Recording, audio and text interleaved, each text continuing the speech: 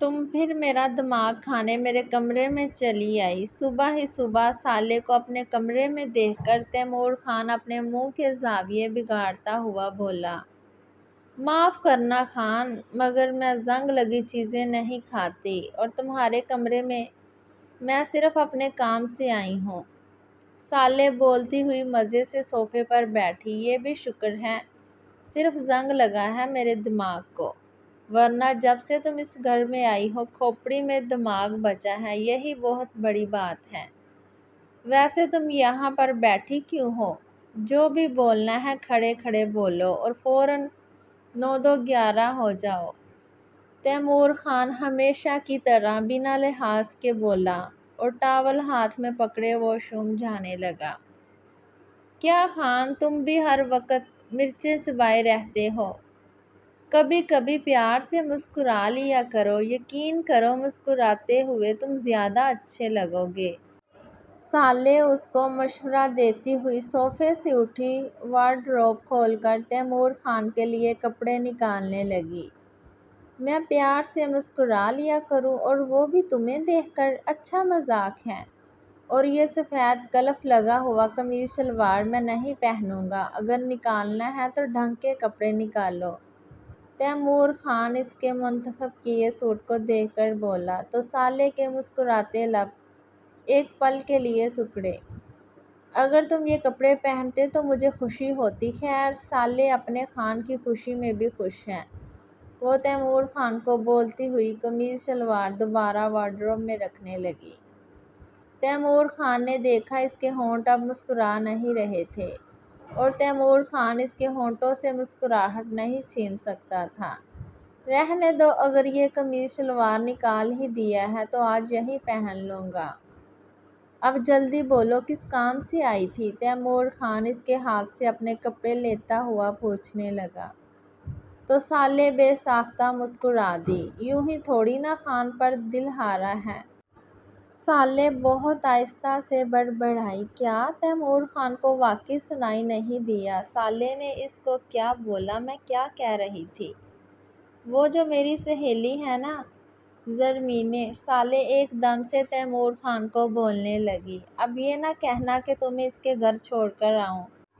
اس کا بھائی سالہ ایک نمبر کا کمین۔ تیمور خان غصے میں بولنے لگا، اوئے خان، گالی نکال کر زبان گندی کرنے کی ضرورت نہیں ہے۔ مانا اس کا بھائی لفنگا ہے مگر میری سہیلی بری نہیں۔ اس کے باوجود اگر تم چاہتے ہو کہ میں زرمینیں کے گھر نہیں جاؤں تو میں پھر نہیں جاؤں گی۔ صالح تیمور خان کو ٹوکتی ہوئی بولی۔ وہ اکثر تیمور خان کو اس کی بری باتوں پر ایسے ہی ٹوک دیتی۔ تیمور خان اس کی باتوں پر کم ہی اپنے کان دھرتا۔ نوازش ہے آپ کی خالہ جی، اب ذرا میرے کمرے سے باہر جاؤ تاکہ میں شاور لے لوں۔ تیمور خان گھڑی میں ٹائم دیکھتا ہوا صالح سے بولا، میں نے تمہاری بات مانی ہے اور میں زرمینیں کے گھر نہیں جا رہی ہوں۔ اب تمہیں آج کے دن میری بات ماننی ہوگی۔ صالح اپنے دونوں ہاتھ سینے پہ باندھتی ہوئی تیمور خان کو دیکھ کر بولی، بول بھی دو اب۔ تیمور خان بیزار ہو کر بولا، وہ جانتا تھا جب تک صالح کی بات نہیں سنے گا وہ اس کے کمرے سے نکلنے والی نہیں۔ تیمور خان کی بیزار شکل دیکھ کر صالح کے چہرے پر مسکراہٹ آئی۔ صالح چلتی ہوئی تیمور خان کے قریب آئی۔ اس نے جیسے ہی اپنے ہاتھ تیمور خان کے چہرے کے آگے بڑھائے، تیمور خان ویسے ہی اپنا چہرہ پیچھے کرتا ہوا صالح کو گور کر دیکھنے لگا۔ تیمور خان کے گورنے پر صالح نے اس سے بھی زیادہ بڑی بڑی آنکھوں سے تیمور خان کو گھورا۔ اب تیمور خان خاموش کھڑا ہوا صالح کی کارروائی دیکھ رہا تھا اور وہ مزے سے اس کی مونچھوں کو تاؤ دے کر اوپر کر رہی تھی۔ کلف کپڑوں میں اچھا لگتا ہے، انسان میں نہیں۔ اپنے اندر کا کف نکال پھینکو خان، آنٹی سے اکڑ کر بات مت کیا کرو۔ کل کھانے کی میز پر تمہارے رویے سے ان کا کافی دل دکھا ہوگا۔ میں کلف زدہ کپڑوں میں آج ایک نرم انسان کو دیکھنا چاہوں گی جو اپنی ماں سے اپنے کل کے رویے کی معافی مانگے۔ سالے بہت نرم لہجے میں تیمور خان کو دیکھتی ہوئی سمجھانے لگی، جیسے وہ کوئی چھوٹے بچے کو سمجھا رہی ہو۔ میری امی کی چمچی ہو تم پوری۔ تیمور خان اپنی مونچھوں سے اس کے ہاتھ جھٹک کر بولا، جیسے تم دادی حضور کے چمچے ہو۔ وہ تیمور خان کے بال بگاڑتی ہوئی بولی، میں کسی کا چمچہ نہیں ہوں، میں دادی حضور سے پیار کرتا ہوں۔ وہ سالے کا ہاتھ پکڑ کر سنجیدگی سے بولا، تو پھر دوسرے کے پیار کو بھی چمچہ گیری کا نام مت دو، میں بھی آنٹی سے پیار کرتی ہوں۔ سالے تیمور خان سے اپنا ہاتھ چھڑوا کر اس کے کمرے سے نکل گئی۔ وہ کچن میں موجود رات کے لیے کھانا بنا رہی تھی۔ تب اسے خوشگوار حیرت کا احساس ہوا۔ اس نے تیمور خان کو کمرے سے نکلتا ہوا دیکھا۔ وہ کلف لگے سفید قمیض شلوار میں زرین کے گرد اپنا بازو حائل کیے آہستگی سے اسے کچھ کہہ رہا تھا۔ سالے کچن کی کھڑکی سے یہ منظر دیکھ کر مسکرانے لگی۔ بہت بہت شکریہ تمہارا۔ تیمور خان کے گھر سے باہر جانے کے بعد زرین کچن میں آ کر سالے سے بولی، کس بات کا آنٹی؟ سالے نہ سمجھنے والے انداز میں زرین کو دیکھ کر پوچھنے لگی، یہ تو تیمور خان والا کمال کیا ہے تم نے، اس کی بات کر رہی ہوں۔ زرین مسکرا کر سالے کو دیکھتی ہوئی بولنے لگی، میں نے کوئی کمال نہیں کیا آنٹی، آج خان کا موڈ اچھا تھا۔ سالے انجان بنتی ہوئی بولنے لگی۔ تو زرین نے اس کے پاس آ کر اس کے دونوں ہاتھ تھامے، تم اچھی لڑکی تو ہو ہی، بہت اچھی بہو بھی ثابت ہوگی اس حویلی کی۔ زرین کی بات سن کر سالے کا دل بہت زور سے دھڑکا تھا۔ آنٹی! وہ بے یقینی سے پوری آنکھیں کھولے زرین کو دیکھنے لگی۔ خان تمہاری آنکھوں میں پنپتے ہوئے جذبے کو پہچان سکے یا نہ پہچان سکے، مگر خان کی ماں پہچان سکتی ہے۔ زرین بولتی ہوئی سالے کے ہاتھ پر نرمی سے دباؤ ڈال کر وہاں سے چلے گئی۔ ہماری ٹکٹ کینسل کیوں نہیں کروائی آپ نے؟ شمروز، اب میں اس حالت میں زگیم کو چھوڑ کر اعجاز بھائی کے پاس تو جانے سے رہی۔ رمشا سوپ کا پیالہ بیڈ پر بیٹھے ہوئے زگیم کو دیتی ہوئی شمروز سے بولی، جو کہ زگیم کے بیڈ روم میں آ کر رمشا سے اس کے اور بچوں کی پیکنگ کے بارے میں پوچھ رہا تھا۔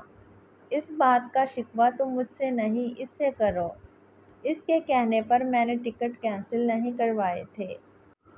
اب تم جانو۔ اور یہ شمروز جتوئی کے جواب دینے پر رمشا زگیم کو گھورنے لگی۔ اسد اور وفا کے اسکول کی چھٹیاں تھیں۔ رمشا کا چھوٹا بھائی اسے اور بچوں کو اپنے پاس اسلام آباد بلوا رہا تھا، مگر 3 دن پہلے جب شمروز جتوئی زگیم کو زخمی حالت میں گھر لے کر آیا تھا، تب رمشا نے اپنے اسلام آباد جانے کا پروگرام کینسل کر دیا تھا۔ چچی 3 دن گزر گئے ہیں، اب تو سر کی پٹی بھی کھل چکی ہے، میں بالکل ٹھیک ہوں۔ چاچو کے کہنے پر ہی گھر میں ریسٹ کر رہا تھا، اور اب تو اس بیڈ پر لیٹے لیٹے تا چکا ہوں۔ میں خود کل سے آفس جاؤں گا، اس لیے آپ اپنا اور بچوں کا پروگرام خراب نہیں کریں پلیز۔ زگیم نہیں چاہتا تھا کہ اس کی وجہ سے رمشا اور بچوں کا پروگرام خراب ہو۔ ویسے بھی اب اس کو اپنا آپ بالکل فٹ محسوس ہو رہا تھا۔ سر کی چوٹ بالکل ٹھیک ہو چکی تھی، مگر جب اس نے شمروز جتوئی کو بتایا کہ یہ سردار اکبر خان کے پوتے تیمور خان کی کارستانی ہے، تب سے شمروز جتوئی نے اسے خاموشی اختیار کرنے کو کہا، جو کہ اسے بالکل ٹھیک نہیں لگا، مگر وہ شمروز جتوئی کی بات نہیں ٹالتا تھا، اس لیے خاموش ہو گیا۔ شمروز جتوئی نے ہی اس واقعہ کا ذکر خاص طور پر حویلی میں کرنے سے بھی منع کر دیا تھا۔ اوہ، اب کیا ہو گیا ہے اس کار کو؟ روشانے بیزار ہو کر بولی، 1 ہفتہ پہلے وہ سردار اسماعیل خان کے ساتھ شہر آ گئی تھی۔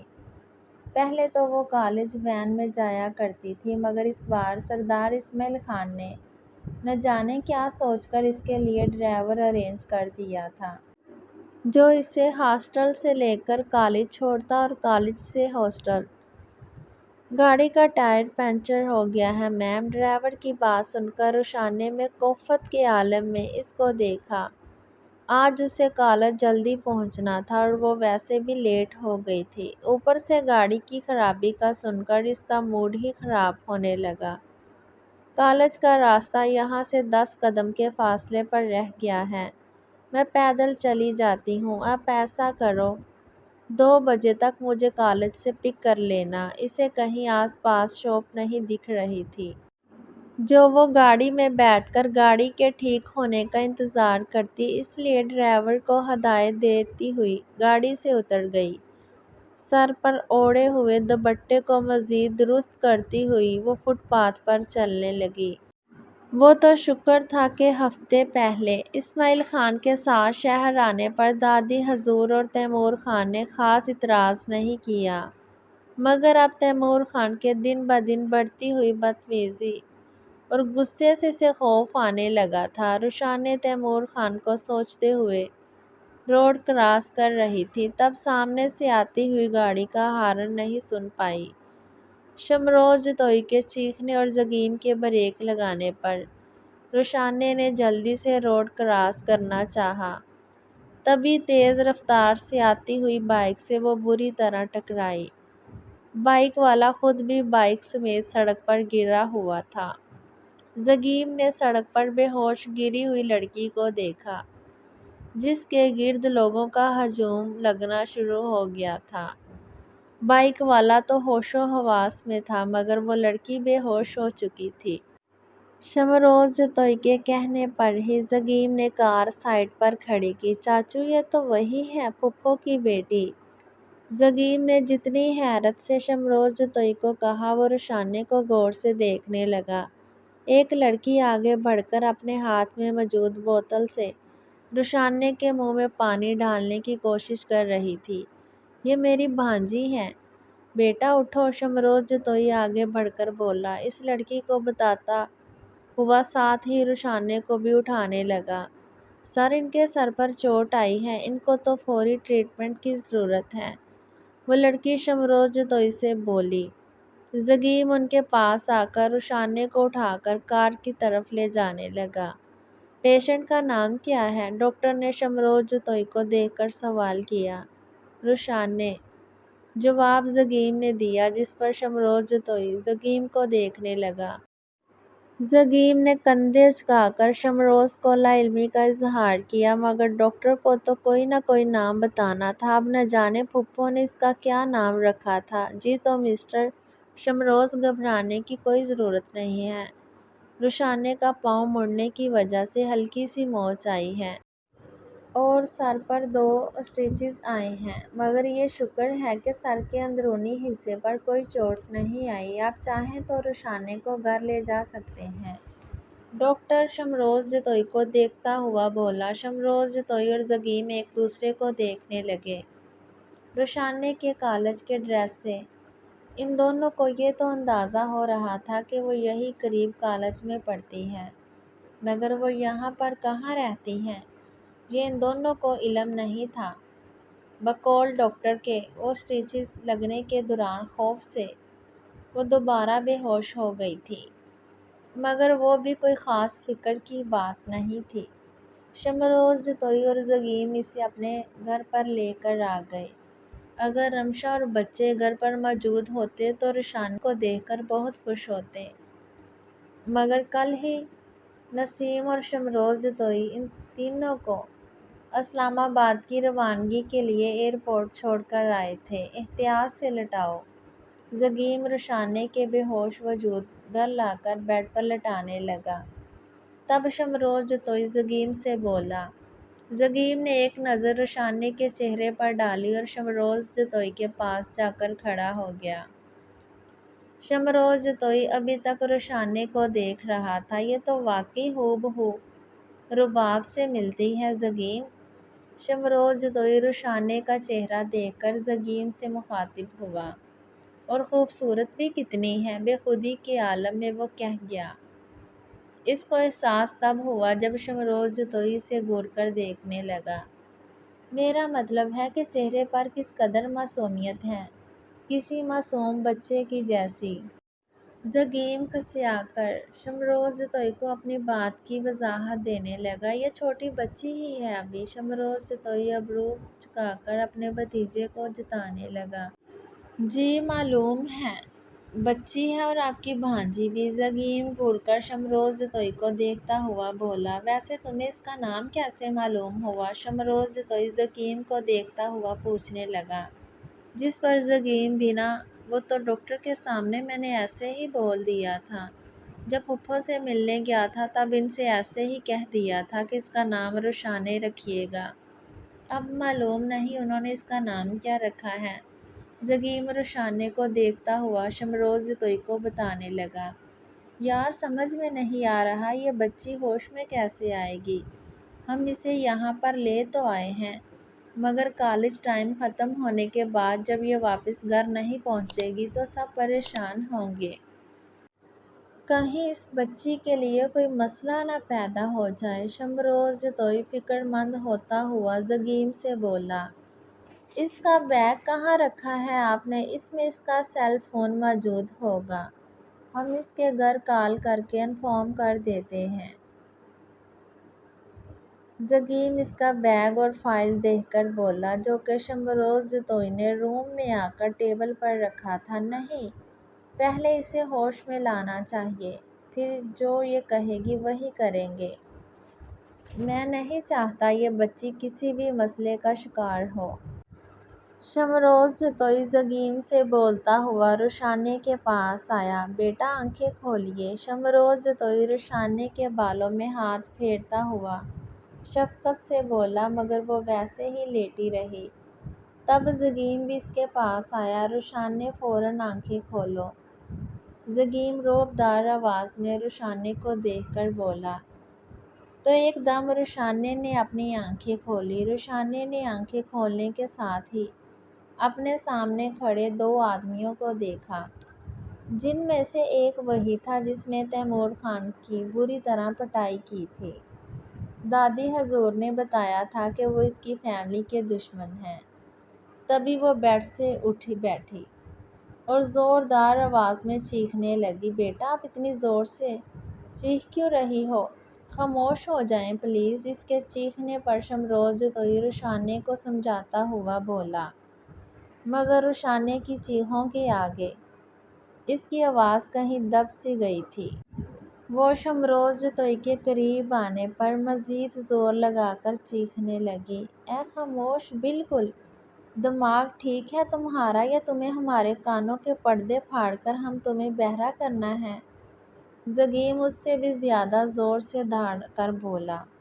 تو روشانے ایک دم خاموش ہو گئی اور زگیم کو دیکھ کر جلدی سے دوپٹے سے اپنا چہرہ چھپانے لگی، جیسے کہیں سے تیمور خان نکل آئے گا اور اسے بے پردہ دیکھ کر مار ڈالے گا۔ دیکھیں پلیز، میں آپ دونوں کے آگے ہاتھ جوڑتی ہوں، مجھے کڈنیپ کر کے آپ دونوں کو کیا ملے گا؟ آپ لوگ پلیز مجھے چھوڑ دیں، مجھ پر رحم کریں۔ یہ لوگ اس کے گھرانے کے دشمن تھے اور اس کی بے ہوشی کا فائدہ اٹھا کر اسے یہاں اپنے ساتھ لے آئے تھے۔ روشانے کو زگیم کو دیکھ کر ایسا ہی کچھ سمجھ میں آیا تھا، جبکہ شمروز جتوئی اور زگیم اس کی بات سن کر منہ کھولے ایک دوسرے کو دیکھنے لگے۔ تم اپنے آپ کو سمجھ کیا رہی ہو؟ تم کسی ریاست کی شہزادی ہو یا پھر آسمان سے اتری کوئی حور جو ہم تمہیں اغوا کریں گے، یا پھر تمہیں ہم دونوں شکل سے یا حلیے سے گنڈے موالی لگ رہے ہیں؟ حد ہوتی ہے۔ چاچو واپس پھینک کر آئیں اس ٹینشن کو یار۔ زگیم روشانے کی سوچ پر اس کو ڈانٹتا ہوا بولا تو روشانے اس کے ڈانٹنے میں سے مزید سہم کر رونے لگی۔ اس کا چہرہ ابھی بھی دوپٹے میں چھپا ہوا تھا، مگر آنکھوں سے نکلتے آنسو نمایاں ہو رہے تھے۔ کیا کر رہے ہو زگیم؟ ڈراؤ تو نہیں بچی کو، وہ رو رہی ہے۔ شمروز جتوئی روشانے کی حالت دیکھ کر زگیم سے بولا، پھر روشانے کے پاس آ کر اسے نرمی سے بولا، بیٹا آپ روڈ کراس کر رہی تھی تب ایک بائک آپ سے ٹکرا گئی تھی، جس کی وجہ سے آپ بے ہوش ہو گئی، زخمی تھی۔ تو میں اور زکیم آپ کو اسپتال لے گئے۔ آپ کا ایڈریس معلوم نہیں تھا اس لیے یہاں اپنے گھر لے آئے۔ ویسے بھی آپ غیر نہیں ہو، آپ کو شاید علم نہ ہو میں آپ کی مما کا سگا بھائی ہوں، یعنی آپ کا ماموں۔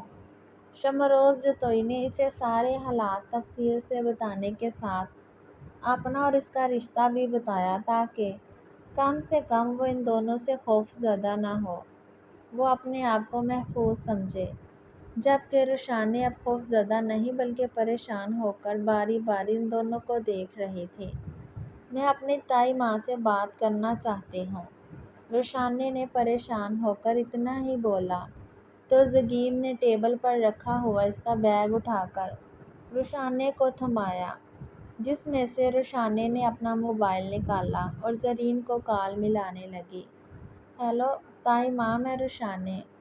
موبائل پر زرین کی آواز سن کر روشانی کو ایک بار پھر رونا آنے لگا، جبکہ روشانی کے منہ سے اسی کا نام سن کر شمروز جتوئی اور زگیم چونک کر ایک دوسرے کو دیکھنے لگے۔ روشی بچے، مجھ کو بتاؤ تو کیا ہوا ہے، تم ٹھیک تو ہو نا؟ زرین، جو کہ نیوز چینل دیکھ کر ویسے ہی پریشان بیٹھی تھی اور روشانی کو کال کرنے کا سوچ رہی تھی، روشانی کے رونے پر وہ مزید پریشان ہو گئی۔ تائی ماں، میرے سر پر اور پاؤں پر چوٹ لگی ہے، مجھے بہت درد بھی ہو رہا ہے۔ شمروز جتوئی اور زگیم کو دیکھ کر وہ اپنے ایکسیڈنٹ کا تو بھول ہی گئی تھی۔ جب شمروز جتوئی نے اسے بتایا کہ اس کا ایکسیڈنٹ ہوا تھا، تب اسے یاد آیا کہ وہ اچھی خاصی زخمی ہے۔ ابھی وہ روتی ہوئی یہ بات زرین کو بتا رہی تھی۔ شمروز جتوئی پریشان کھڑا روشانی کی گفتگو سن کر زگیم کو دیکھنے لگا۔ زگیم نے ضبط کرتے ہوئے روشانی کے ہاتھ سے اس کا موبائل لیا اور سلام کرنے کے بعد پوری تفصیل سے زرین کو آج صبح والا واقعہ بتایا۔ اس کے بعد اس نے اپنا اور اپنے خاندان کا تعارف بھی کروایا، ساتھ ہی وہ زرین کو تسلی دینے لگا کہ وہ بے فکر ہو جائے اور اپنا شہر والا ایڈریس بتا دے تاکہ وہ روشانی کو بحفاظت گھر پہنچا دے۔ بیٹا، آپ نے شاید نیوز نہیں دیکھی، تھوڑی دیر پہلے کسی بڑے سیاسی رہنما کو مار دیا ہے، جس کی وجہ سے پورا شہر بند کروایا جا رہا ہے۔ جگہ جگہ حالات خراب ہیں اور ٹریفک بری طرح جام۔ روشی وہاں آپ لوگوں کے پاس محفوظ رہے گی، میں خود ڈرائیور کو کال کر کے سمجھا دوں گی، وہ صبح روشی کو آپ کے ایڈریس سے لے کر یہاں حویلی آ جائے گا۔ زرین کو زگیم سے بات کر کے تھوڑی تسلی ہوئی تھی، مگر کال رکھنے کے بعد اب گھبراہٹ بھی ہو رہی تھی، کیونکہ یہ بات اگر گھر کے کسی فرد کو معلوم ہوگی تو روشانی اور اس کی شامت لازمی آنی تھی۔ وہ زگیم کا ایڈریس کو نوٹ کر چکی تھی، اب اسے بانو کے شوہر اعتماد میں لینا تھا۔ وہ بھروسے مند آدمی تھا جو روشانی کو بحفاظت حویلی لے آتا۔ رات کا آخری پہر چل رہا تھا تب روشانی کو اپنے چہرے پر مردانہ انگلیوں کا لمس محسوس ہوا۔ کوئی اس کی آنکھوں کو چھوتا ہوا اس کے گالوں پر انگلیاں پھیر رہا تھا، اس کے ہونٹوں پر انگلیاں پھیرتا ہوا۔ جب اس نے روشانی کے گلے دوپٹہ کھینچا تو روشانی کی آنکھ کھل گئی۔ اس وقت اپنے سامنے تیمور خان کو دیکھ کر روشانی کی خوف سے روح فنا ہونے لگی۔ کیا لگ رہا تھا تجھے یہاں ہمارے دشمنوں کے گھر چھپ کر رات گزارے گی اور تیمور خان کو کچھ معلوم نہیں ہوگا؟ تیری اس حرکت پر آج میں تیری جان لے لوں گا۔ تیمور خان نے غصے سے بولتے ہوئے روشانی کی گردن پکڑ کر زور سے دبوچنا شروع کر دیا۔ خان، مجھے معاف کر دو۔ روشانی مشکل سے تیمور خان کے ہاتھ اپنی گردن سے ہٹا کر بول پائی تھی، مگر وہ ہاتھوں میں مزید سختی لائے روشانی کی گردن دبوچے جا رہا تھا۔ روشانی کے چیخنے کے ساتھ ہاتھ پاؤں بھی بیڈ پر مارنا شروع کر دیے۔ اپنے بچاؤ کے لیے وہ بیڈ سے نیچے جا۔ روشی کیا ہوا؟ زگیم اس کی چیخوں کی آواز سن کر روشانی کے کمرے میں آیا تو وہ بیڈ کے نیچے گری ہوئی خوف کے مارے چیخنے کے ساتھ رو رہی تھی۔ وہ خان کہاں ہے؟ کھڑکی سے چھلکتی ہوئی ہلکی ہلکی سورج کی کرنیں صبح کا پتہ دے رہی تھی۔ روشان نے اپنے سامنے بیٹھے زگیم کو دیکھ کر پریشان ہوتی ہوئی تیمور خان کو کمرے میں تلاش کرنے لگی۔ کون خان؟ کس کی بات کر رہی ہو تم؟ زگیم اتنا تو سمجھ لیا کہ وہ خواب میں بری طرح ڈر گئی تھی، مگر کس سے؟ اس لیے وہ روشانے سے پوچھنے لگا، تیمور خان، وہ ابھی یہاں پر موجود تھا، مار ڈالے گا وہ مجھے؟ روشانے خوفزدہ ہو کر زگیم سے بولنے لگی۔ اس وقت اسے وہ زگیم سے چہرہ کیا چھپاتی، خوف کے مارے اسے اپنے دوپٹے کا بھی ہوش نہیں تھا۔ زگیم نے بیڈ پر پڑا ہوا اس کا دوپٹہ روشانے کو تھمایا تو روشانے دوپٹے سے اپنا چہرہ چھپانے لگی۔ تیمور خان نہ ہی یہاں آ سکتا ہے اور نہ ہی تمہیں کچھ کہہ سکتا ہے، اٹھو شاباش نیچے سے۔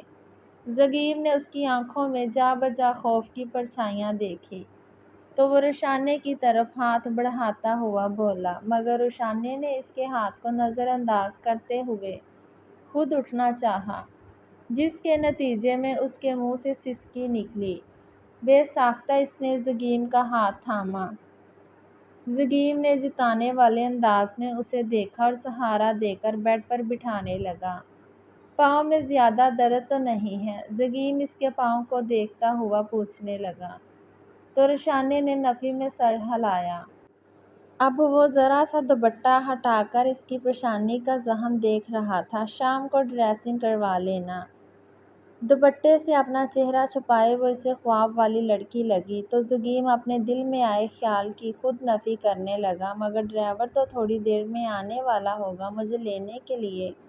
روشانے الجھتے ہوئے زگیم کو دیکھ کر بولی تو وہ غور سے روشانے کو دیکھنے لگا۔ راستے سارے بلاک ہیں، مشکل ہی ہے تمہارا ڈرائیور آ سکے، سکون سے یہیں بیٹھو جب تک حالات نارمل نہیں ہو جاتے۔ زگیم اس کی آنکھوں میں پریشانی دیکھتا ہوا بولا، جو اب دوپٹے میں سے چھلکتی ہوئی اسے ڈسٹرب کر رہی تھی۔ ایسے کیسے سکون سے بیٹھ سکتی ہوں میں یہاں پر؟ پلیز آپ مجھے کسی طرح حویلی چھوڑ آئیں۔ روشانے کو اس کی بات سن کر گھبراہٹ ہونے لگی تھی، اسی لیے وہ بے ساختہ زگیم سے بولی، کیوں؟ بہت یاد آ رہی ہے اپنے دودھیال کی؟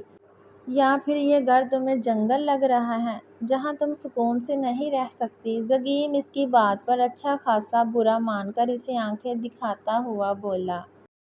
خواب میں بھی وہ لڑکی دور چلے گئی تھی اور اب وہ بھی جانے کی ہی بات کر رہی تھی۔ روشانے اسے غصے میں دیکھ کر خاموش ہو گئی۔ غصہ تو اس کا بھی تیز تھا، جو وہ پہلی ملاقات میں دیکھ چکی تھی، اس لیے خاموش رہنا ہی بہتر تھا۔ بھوک تو نہیں لگ رہی تمہیں؟ روشانے کی خاموشی محسوس کر کے زگیم اس سے پوچھنے لگا، کیونکہ کل رات کو بھی اس نے تکلیف سے برائے نام ہی کھانا کھایا تھا، جو کہ شمروز جتوئی کے ساتھ وہ بھی نوٹ کر چکا تھا۔ اگر میں بولوں گی ہاں تو آپ کو غصہ آئے گا، آپ پلیز جا کر سو جائیں۔ روشانے کے بولنے پر وہ بنا کوئی جواب دیے کمرے سے نکل گیا۔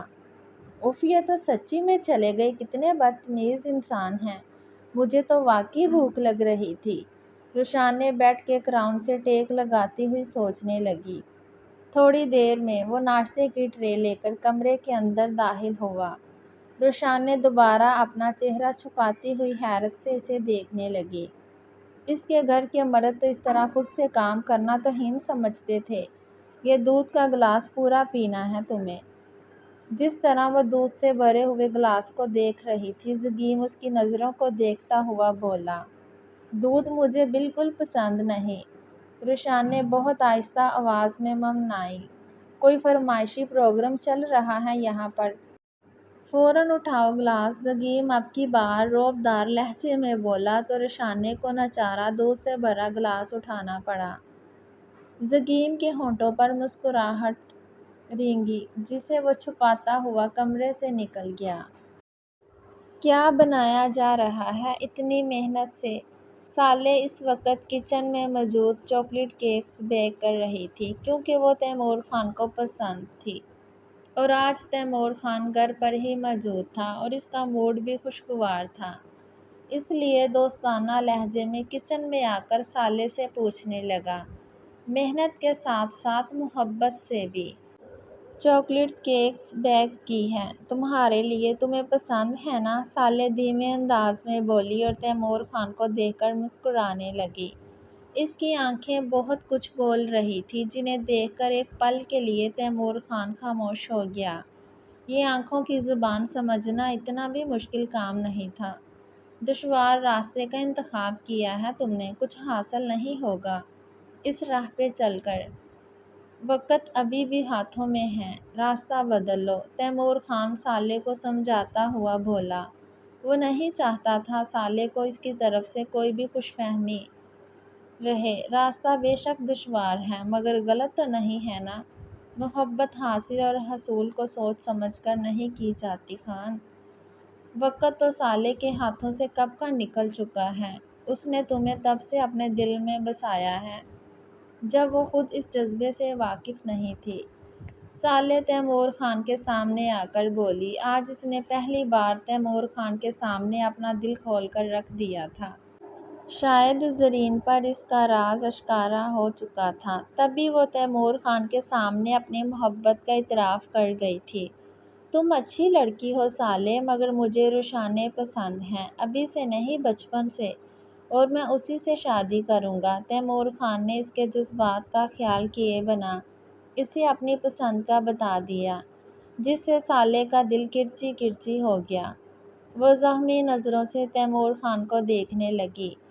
وہ سالے کو ایک نظر دے کر کچن سے جا چکا تھا۔ سالے آنکھوں میں آئے آنسو صاف کرتی ہوئی بیک کیے ہوئے کیکس نکالنے لگی۔ اپنے کمرے میں آ کر وہ اپنی خالہ سے موبائل پر بات کرنے لگی۔ کبریٰ خاتون سے اجازت لے کر وہ چند دن خالہ کے پاس رکنا چاہتی تھی۔ زخم نیا تھا اور تازہ بھی، بڑھتے بڑھتے وقت تو لگنا ہی تھا۔ دوبارہ زگیم کی آنکھ کھلی تو صبح کے 10 بج رہے تھے۔ وہ اپنے کمرے سے نکل کر لیونگ روم میں آنے لگا، مگر وہاں ایک جذباتی منظر اس کا منتظر تھا۔ دائیں طرف صوفے پر شمروز جتوئی اور اس کے برابر میں رشانے بیٹھی تھی۔ دونوں کی آنکھیں اشک بار تھیں اور سامنے ٹیبل پر پرانا فیملی البم کھلا ہوا رکھا تھا۔ یقیناً اس وقت شمروز جتوئی اور رشانے رباب کا ذکر کر کے اور تصویریں دیکھ کر افسردہ ہو گئے تھے۔ رشانے اس وقت کالج یونیفارم کی بجائے رمشا کے ڈریس میں موجود تھی۔ ہلکے سبز رنگ کے کپڑوں میں وہ زگیم کو اپنے دل کے بہت قریب لگی۔ زگیم گلا کھنکارتا ہوا لیونگ روم کے اندر داخل ہوا تو دونوں ہی اس کی طرف متوجہ ہوئے۔ رشانے نے فوراً دوپٹے سے اپنا چہرہ چھپا لیا۔ کیا تم نے یہاں آتے ہی رونے والی بیماری چاچو کو بھی لگا دی ہے؟ زگیم روبدار لہجے میں رشانے کو گھورتا ہوا بولا اور ان دونوں کے سامنے والے صوفے پر بیٹھ گیا۔ کیا تم بچی کو آنکھیں دکھا کر بلا وجہ کا روب ڈال رہے ہو؟ ہم دونوں تو رباب کا ذکر کر رہے تھے، باتوں میں وقت گزرنے کا معلوم ہی نہیں ہوا۔ شمروز جتوئی اپنی آنکھیں خشک کرتا ہوا زگیم کو بتانے لگا۔ تب شمروز کا موبائل بجنے لگا تو وہ اٹھ کر روم سے باہر نکل گیا۔ رشانے ابھی بھی سر جھکائے اداس بیٹھی تھی۔ زگیم دوپٹے میں چھپا ہوا اس کا چہرہ غور سے دیکھنے لگا اور اپنی جگہ سے اٹھ کر شمروز جتوئی والی جگہ پر بیٹھا، ساتھ ہی البم اٹھا کر رباب کی تصویر دیکھنے لگا۔ کتنی عجیب بات ہے نا، آج میں نے پہلی بار اپنی مما کو دیکھا ہے، ورنہ اس سے پہلے تو صرف دائی ماں سے ان کے بارے میں سنا ہی تھا۔ رشانے کے بولنے پر زگیم اسے دیکھنے لگا۔ اس پل زگیم کا دل شدت سے چاہا کہ وہ اس لڑکی کی آنکھوں سے آنسو پوچھ ڈالے، جو کہ اب سیدھا اس کے دل پر گر رہے تھے۔ میں نے پھپھو کو دیکھا ہی نہیں، ان سے ڈھیر سارا پیار اپنا حق سمجھ کر وصولتا رہا ہوں۔ خوب لاڈ اٹھواتا، فرمائشیں پوری کرواتا تھا، اور میں یقین سے کہہ سکتا ہوں اگر وہ ہمارے درمیان ہوتی تب بھی وہ تم سے زیادہ مجھے پیار کرتی۔ زگیم رشانے کو بہلانے کی غرض سے بولنے لگا۔ وہ کیسے ہمارے درمیان ہو سکتی تھی بھلا؟ ان سے تو ان کی زندگی ہی چھین لی تھی بڑے ماموں نے۔ کیوں اتنی بے رحمی سے مار ڈالا انہوں نے میرے بابا کو؟ رشانے کے انداز میں شکوہ یا غصہ نہیں تھا، بلکہ اس کی آواز میں محرومی تھی، اپنے ماں باپ سے بچھڑنے کا درد۔ اس کی بات پر جیسے زگیم کا دل کسی نے مٹھی میں لے لیا۔ اس کی اپنے باپ نے کتنی بے رحمی سے مار ڈالا تھا اس لڑکی کے باپ کو۔ زگیم کو اپنے سامنے بیٹھی لڑکی پر ترس آنے لگا۔ تم اپنے بڑے ماموں کے بیٹے سے اس کی زندگی چھین کر اپنا بدلہ پورا کر لو۔ قسم کھا کر کہتا ہوں اف تک نہیں کروں گا۔ زگیم ٹیبل پر موجود فروٹ باسکٹ سے چھری اٹھا کر رشانے کی طرف بڑھاتا ہوا بولا، میں اتنی بے رحم اور ظالم ہرگز نہیں ہو سکتی کہ اپنی محرومیوں کا بدلہ کسی کی جان لے کر پورا کروں۔ رشانے زگیم کے ہاتھ سے چھری لے کر واپس رکھنے لگی۔ تبھی بے اختیاری میں زگیم اس کے چہرے سے دوپٹہ ہٹانے لگا۔ ایک بار پھر وہ دور کہیں اپنے خواب میں پہنچ چکا تھا۔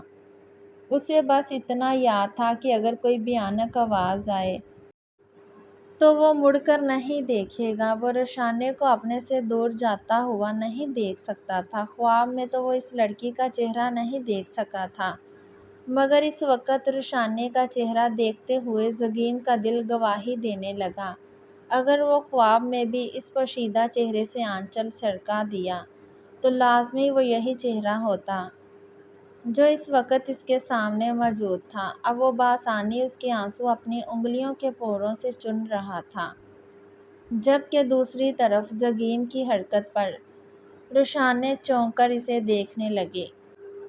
اسے آنسو صاف کرتا دیکھ کر رشانے کا دل بے اختیار زور سے دھڑکا تھا۔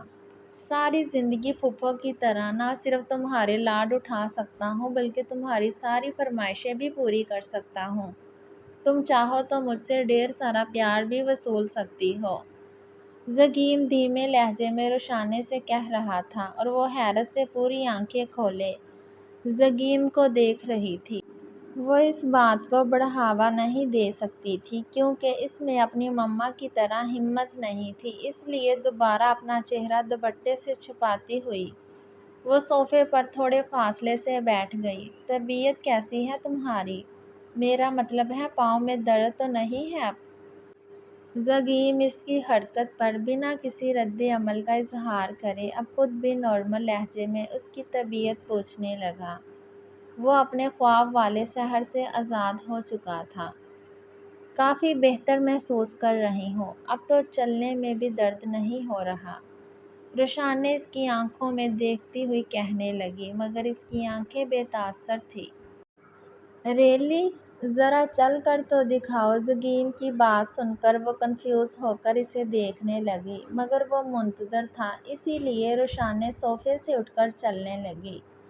گڈ، اب یہاں سے باہر نکل کر سیدھا جا کر الٹے ہاتھ پر وہاں پر کچن موجود ہے، جلدی سے جا کر میرے لیے ناشتہ بنا کر لاؤ۔ وہ صوفے پر مزید ریلیکس ہو کر بیٹھتا ہوا رشانے کو حکم دینے لگا، جبکہ رشانے نے منہ کھولے زگیم کو دیکھنے لگی۔ کیا ہوا؟ ایسے کیوں دیکھ رہی ہو؟ کیا ابھی بھی کوئی ایسی ویسی بات کہہ دی میں نے؟ زگیم سوالیہ نظروں سے اس کو دیکھتا ہوا پوچھنے لگا، تو وہ نفی میں سر ہلا کر کمرے سے باہر نکل گئی۔ رشانے کے کمرے سے جانے کے بعد زگیم کے چہرے کے تاثرات ایک دم سنجیدہ ہو گئے۔ اسے اپنی بات کے نظر انداز کیے جانے پر برا نہیں لگا تھا۔ وہ جان گیا تھا رشانے کم ہمت لڑکی ہے، اور جو اس کا اپنا دل خواہش کر بیٹھا تھا، اس خواہش کی تکمیل ایک ناممکن سی بات تھی۔ روشی، تمہیں معلوم نہیں ہے، اگر بڑے خان، اماں حضور یا تیمور خان میں سے کسی کو بھی معلوم ہو گیا کہ تم شمروز جتوئی کے شہر والے گھر میں موجود ہو تو تمہارے ساتھ ساتھ میں بھی بری طرح پھنسوں گی۔ شام میں جب زرین کی کال آئی تو وہ رشانے کو بولنے لگی، تائی ماں، آپ تو ایسی باتیں کر کے مجھے ڈرا رہی ہیں۔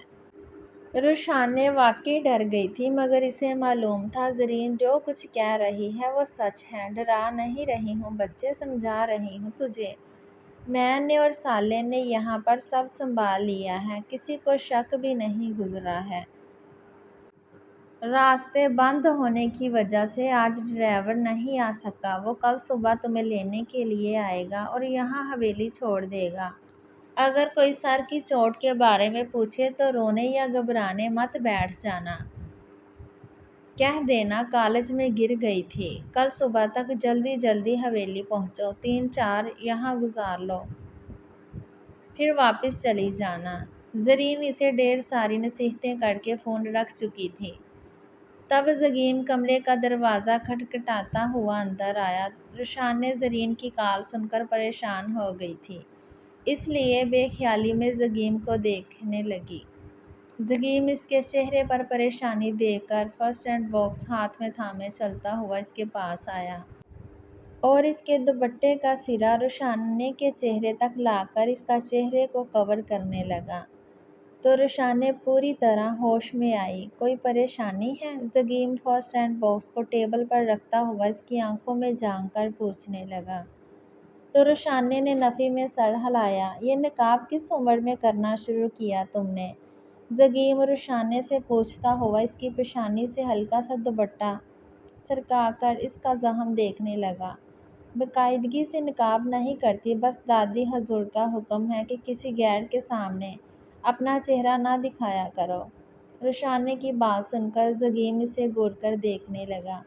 کیا تیمور خان سے بھی چہرہ چھپاتی ہو؟ زگیم نے سوالیہ نظروں سے رشانے کو دیکھتے ہوئے پوچھا، جس پر اس نے نفی میں سر ہلایا۔ ان سے چہرہ کیوں چھپاؤں گی؟ وہ غیر تو نہیں ہے، گھر کے ہی فرد ہیں نا؟ رشانے اسے سمجھاتی ہوئی بولی تو زگیم کے ماتھے پر شکنیں نمایاں ہوئیں۔ وہ غیر کیوں نہیں ہے؟ وہ بھی تو کزن ہے، جیسے میں کزن ہوں۔ ایک گھر میں رہنے سے کیا ہوتا ہے؟ جب اسے چہرہ نہیں چھپاتی تو پھر مجھ سے بھی چھپانے کی ضرورت نہیں ہے۔ ہٹاؤ اس دوپٹے کو اپنے چہرے سے۔ آخری جملہ زگیم نے اسے حکمرانہ لہجے میں کہا تو رشانے نے اپنے چہرے سے دوپٹہ ہٹا لیا۔ یہ کام چاچو سے نہیں ہوتا، اس لیے انہوں نے مجھے کہا ہے تمہاری ڈریسنگ کر دوں۔ اب سیدھی ہو کر بیٹھ جاؤ۔ بالکل۔ زگیم اس کی پیشانی پر لگی ہوئی بینڈیج اتارنے لگا تو رشانے زور سے اپنی آنکھیں بند کر لیں۔ زگیم اس کا چہرہ غور سے دیکھنے لگا۔ رشانے کے چہرے کی معصومیت نے اور حسین نقش نے لمحہ بھر میں پھر سے زگیم کو اپنے سحر میں جکڑ لیا۔ وہ ایک بار پھر کہیں کھو سا گیا۔ اس کے چہرے سے نظریں ہٹانا زگیم کو ایک مشکل کام لگا۔ وہ یہاں اس کی بینڈیج چینج کرنے آیا تھا، لیکن اب خود کو بے بس محسوس کرتا وہ کسی سحر میں جکڑا ہوا وہ رشانے کا چہرہ دیکھ رہا تھا۔ رشانے جو کافی دیر سے آنکھیں بند کیے ہوئے تھی، اپنے چہرے کو زگیم کی نظروں کے حصار میں محسوس کر کے آنکھیں کھولے اسے دیکھنے لگی۔ کیا ہوا؟ ایسے کیا دیکھ رہے ہیں؟ رشانے ہچکچاتی ہوئی زگیم سے پوچھنے لگی تو اس پل زگیم کسی سحر سے آزاد ہوا۔ چہرہ ڈھک لو اپنا۔ زگیم کی بات سن کر رشانے حیرت سے اس کی طرف دیکھنے لگی، کیونکہ تھوڑی دیر پہلے اس نے چہرے سے دوپٹہ ہٹانے کا حکم دیا تھا اور اب وہ خود ہی چہرہ ڈھکنے کو کہہ رہا تھا۔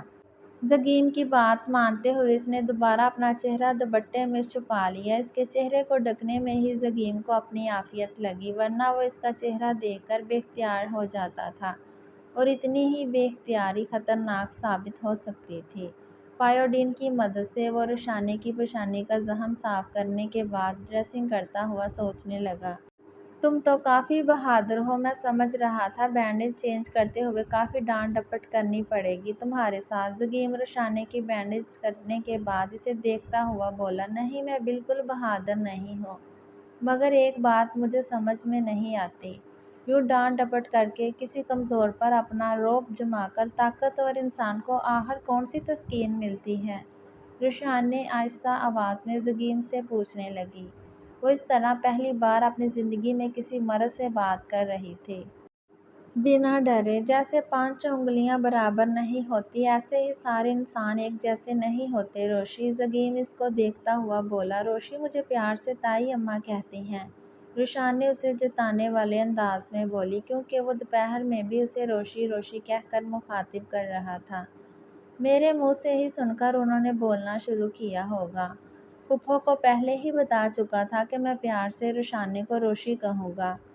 اب کی بار زکیم اس کو جتاتا ہوا بولا، جس پر رشان نے اسے کنفیوز ہو کر دیکھنے لگی۔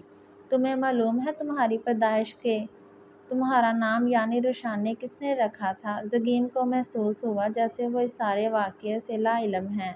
تبھی وہ رشانے سے پوچھنے لگا، تائی ماں نے ہی تو رکھا تھا، رشانے فوراً بولی۔ تب زگیم نے رشانے کو اس کی پیدائش والے دن کا واقعہ بتایا جب وہ اسکول جانے کی بجائے رباب سے ملنے چلا آیا تھا۔ رشانے کو یہ بات سن کر کافی حیرت ہوئی۔ اگر یہ بات سچ تھی تو تائی ماں نے اسے لا علم اس لیے رکھا ہوگا کیونکہ یہ بات دادی حضور کے علم میں ہرگز نہیں ہوگی۔ روشی زگیم کی بات سن کر رشانے کمرے سے جانے لگی۔ تب ایک دم اسے زگیم نے پکارا۔ رشانے پلٹ کر زگیم کو دیکھنے لگی۔ کل تمہارے یہاں سے جانے کے بعد میرا مطلب ہے تم دوبارہ یہاں ہم سے ملنے آؤ گی نا؟ چاچو تمہیں بہت مس کریں گے، چاچی اسد اور وفا بھی تم سے مل کر بہت خوش ہوں گے۔ زگیم رشانے کو اپنے دل کی حالت سے بے خبر رکھتا ہوا اس سے پوچھنے لگا۔ وہ چاہتا تھا کہ رشانے دوبارہ یہاں آئے، شاید وہ یہ بھی چاہتا تھا کہ رشانے اسے بھولے نہ۔ ماموں کہہ رہے تھے کہ وہ شام میں میری مامی اور بچوں سے بات کروائیں گے۔ ماموں کو دیکھ کر آتی ہوں۔ شاید وہ ابھی فری ہوں گے۔ زگیم کی بات کو یکسر انداز کر کے وہ کمرے سے جانے کے لیے دوبارہ مڑی۔ رشانے جانتی تھی کہ اس کی حویلی کا کوئی فرد نہیں چاہے گا کہ رشانے ان لوگوں سے کوئی تعلق رکھے، اور وہ اتنی دلیر نہیں تھی کہ چوری چھپے ان لوگوں سے ملتی۔ روشی، زگیم نے اسے دوبارہ پکارا۔ اب کی بار اس کی آواز میں کافی بے بسی تھی۔ رشانے دوبارہ پلٹ کر اسے سوالیہ نظروں سے دیکھنے لگی۔ زگیم کا دل چاہا وہ اسے ایک بار پھر چہرے سے دوپٹہ ہٹانے کا کہہ دے۔ ایک دفعہ پھر زگیم کے دل میں اس کا چہرہ دیکھنے کی خواہش جاگی تھی۔ معلوم نہیں وہ یہ چہرہ پھر کبھی دیکھ سکے گا کہ نہیں۔ رشانے جو اس کے بولنے کا انتظار کر رہی تھی، وہ بنا کچھ بولے خود ہی کمرے سے باہر چلا گیا۔ ہاں راشد، جو ڈریس میں نے آپ کو سمجھایا ہے وہیں سے چھوٹی بی بی کو بحفاظت سیدھا حویلی لے کر آ جاؤ۔ بڑے خان سے یا کسی سے بھی کچھ ذکر کرنے کی ضرورت نہیں ہے، ورنہ سب آپ پر غصہ کریں گے۔ بس آپ روشی کو حویلی لے کر پہنچو، باقی سب میں خود سنبھال لوں گی۔ زرین ڈرائیور سے اپنے کمرے میں چوری چھپے موبائل سے رازدارانہ انداز میں بولی۔ اوہ، کل بتایا تو تھا آپ کو ڈریس۔ رکو میں ابھی دوبارہ دیکھ کر بتاتی ہوں۔ ڈرائیور کے پوچھنے پر ایک بار پھر زرین اپنے پاس ڈائری میں لکھا ہوا شمروز جتوئی کے گھر کا ایڈریس اسے بتانے لگی، اور وہ فون رکھ کر اطمینان کا سانس لے کر مڑی، مگر دروازے پر کھڑے تیمور خان کو دیکھ کر وہ ایک دم ساکت ہو گئی۔ کہاں ہے اس وقت رشانے؟ تیمور خان تیوڑی پر بل لیے زرین سے پوچھتا ہوا اس کے پاس آیا۔ شہر کے حالات ٹھیک نہیں تھے تو میری اجازت پر وہ اپنی دوست کے گھر رکی ہوئی ہے، واپس حویلی بلوا لیا ہے میں نے اسے۔ تیمور خان کے چہرے کے تاثرات دیکھ کر زرین کو اندازہ ہو گیا کہ وہ راشد سے اس کے موبائل پر گفتگو سن چکا ہے، اس لیے زرین بغیر گھبرائے تیمور خان کو بتانے لگی۔ پتہ بتاؤ آپ مجھے اس کی سہیلی کا۔ بولنے کے ساتھ ہی تیمور خان نے زرین کے ہاتھ سے اس کی ڈائری چھینی۔ یہ کیا بدتمیزی ہے تیمور، واپس کرو ڈائری۔ زرین نے بولتے ہوئے تیمور کے ہاتھ سے ڈائری لینی چاہی، مگر تیمور خان ڈائری میں شمروز جتوئی کا ایڈریس دیکھ کر غصے میں آگ بگولا ہو گیا۔ کیا کھیل کھیل رہی ہو آپ اور رشانے اس خاندان کی عزت کے ساتھ؟ کب سے رکی ہوئی ہے رشانے شمروز جتوئی کے گھر؟ جواب دو مجھے۔ تیمور خان ڈائری دور پھینک کر زرین کو دونوں بازوؤں سے پکڑتا ہوا کافی بدتمیزی سے چیختا، تیمور، خدا کا واسطہ ہے آہستہ بولو، میں سب سچ بتاتی ہوں۔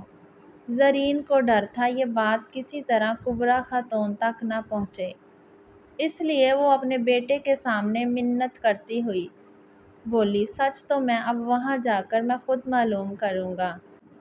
تیمور خان غصے میں پاگل ہوتا ہوا بولا اور زرین کا بازو کھینچ کر اسے کبریٰ خاتون کے کمرے میں لے جانے لگا۔ زرین تیمور خان کے سامنے گڑ گڑا کر اسے خدا کا واسطہ دینے لگی۔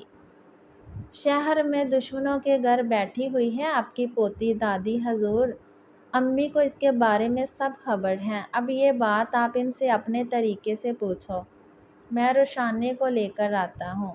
تیمور خان نے شہر کے لیے روانگی سے پہلے کبریٰ خاتون کو حقیقت سے آگاہ کیا۔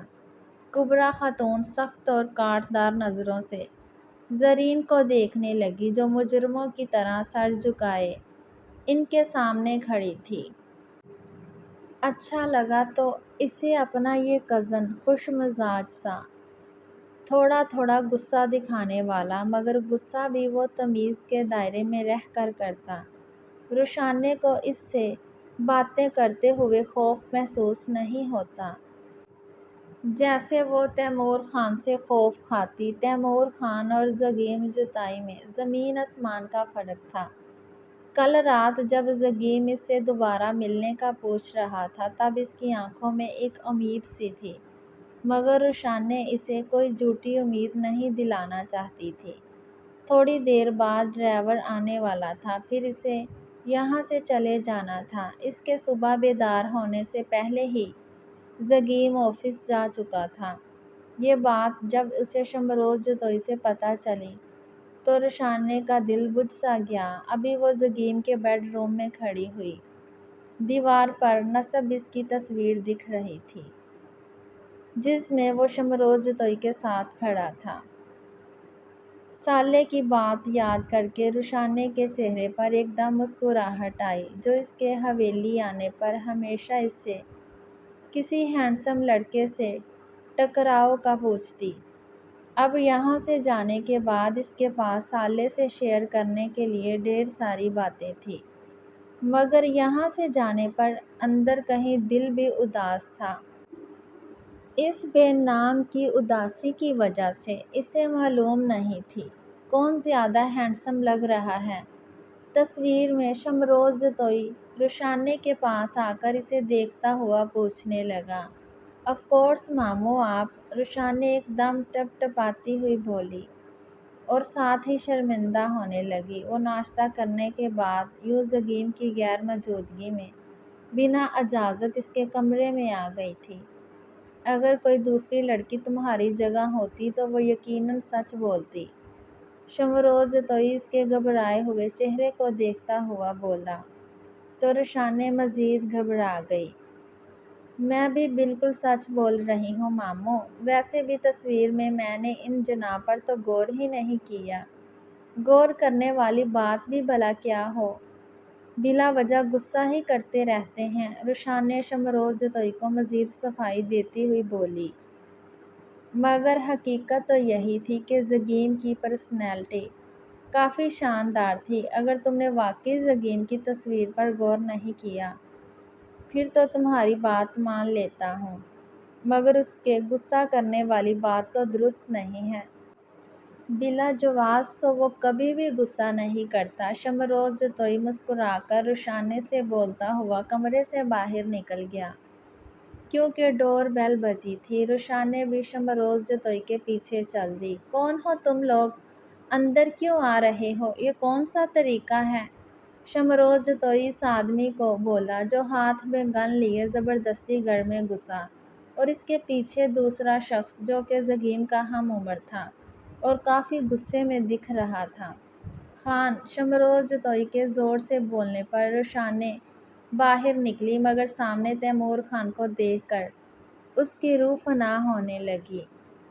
وہ کانپتے ہوئے لہجے میں خان بولی تو شمروز جوتوئی چونکا، روشانے کی اڑی ہوئی رنگت دیکھنے لگا۔ اس کے منہ سے خان لفظ سن کر وہ سمجھ گیا کہ وہ تیمور خان تھا۔ تیمور خان چلتا ہوا روشانے کے پاس پہنچا اور زوردار تھپڑ روشانے کے گال پر رسید کیا، جس سے وہ اوندھے منہ فرش پر جا گری۔ خبردار جو تم نے اس پر ہاتھ اٹھایا!